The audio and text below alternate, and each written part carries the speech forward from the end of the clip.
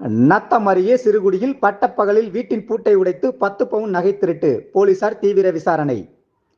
வியாழக்கிழமை மாலை 6 மணி அளவில் கிடைக்கப்பெற்ற தகவலின்படி, திண்டுக்கல் மாவட்டம் நத்தம் சிறுகுடி மேற்கு தெருவைச் சேர்ந்தவர் முத்து.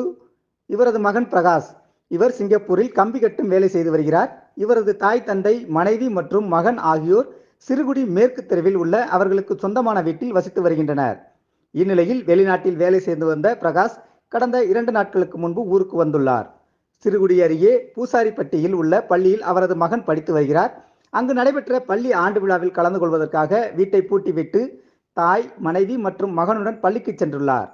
வீட்டில் யாரும் இல்லாததை நோட்டமிட்ட திருடர்கள் பட்டப்பகலில் வீட்டின் பூட்டை உடைத்து பீரோவில் வைத்திருந்த 10 பவுன் நகையை திருடி சென்று விட்டனர்.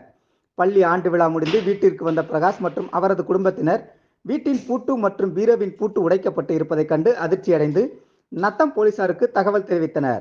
தகவல் அறிந்து சம்பவ இடத்திற்கு வந்த போலீசார் தீவிர விசாரணை செய்து திருட்டில் ஈடுபட்ட நபரை வலைவீசி தேடி வருகின்றனர்.